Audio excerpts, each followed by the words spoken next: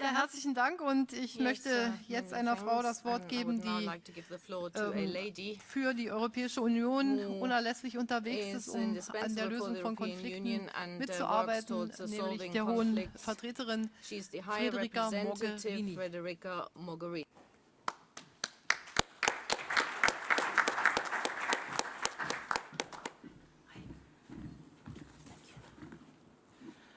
Thank you, and I would like to thank all those humanitarian workers that are doing the difference, making the difference, trying to make the difference every single day.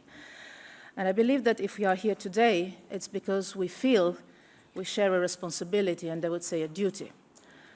The duty and the responsibility to focus today and tomorrow, when the conference will be over, on the people of Syria. We see the numbers, we talk of geopolitics, but we often forget the names, the faces of the persons whose lives are at stake. And let me say that sometimes we Europeans do that. If we focus on them, each and every one of them, then maybe it will be a little bit easier, it will help us a little bit to make the right things, to take the right decisions. And we all have difficult decisions to take in order to be consistent and honor our responsibilities on both tracks we have in front of us. The humanitarian one, and I'll come to that, and the fragile, difficult, very difficult, but still finally existent political process, built with patience and courage in Vienna, in New York, in Geneva, next week in Munich. Let me also say very clearly here, as I see him sitting here, that mentioning the name of Staffan de Mistura or thanking him is not enough. We need to empower him and create the conditions for his work to succeed. This is our responsibility. And let me also say very clearly that those who still believe that there can be a military solution to this war should wake up, should simply wake up. The only way to save Syria and to save Syrians is to implement the roadmap set by all of us in the international support group and endorsed for the first time ever after 5 years of war by a Security Council resolution unanimously adopted in December, implemented in all its parts.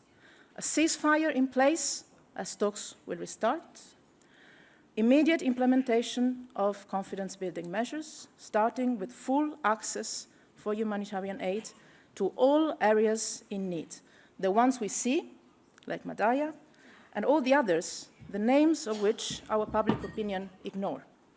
We need to protect the political process, make it inclusive, make it deliver, and make sure it is accompanied by substantial steps on the ground to rebuild trust not only among the parties, but first and foremost among the Syrians.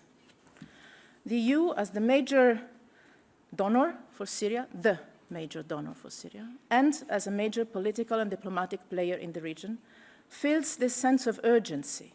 And let me say, we expect this sense of urgency is shared by all in the region and the international community. Today, the European Union pledges 2.4 billion euros of EU budget alone for 2016 and 17.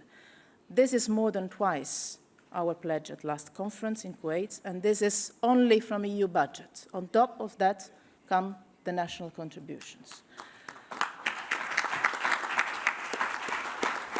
But let me say that money alone will not make it. You know that better than me. If you have the money, you have the humanitarian aid, you don't have access, and you don't have a political horizon, we will meet here again next year with more money and no solution.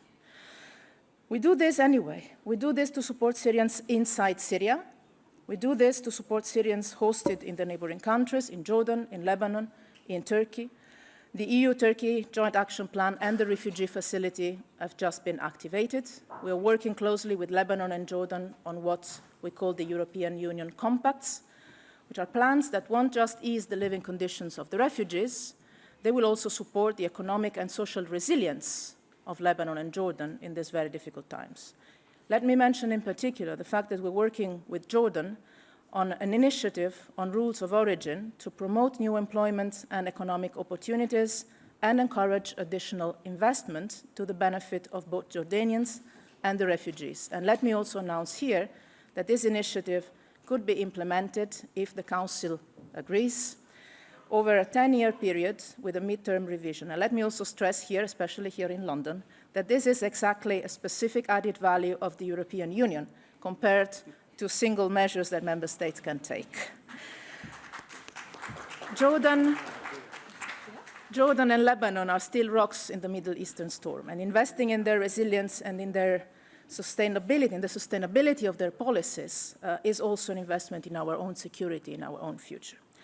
The future of Syria, the future of those children, women and men we've seen in the video, will not be written somewhere else, and it is our responsibility to allow them to live it. It is our collective responsibility to make today a day of hope, as the Chancellor mentioned this morning, and to turn hope into reality, to bring peace in Syria and rebuild the country. The European Union is ready. Thank you.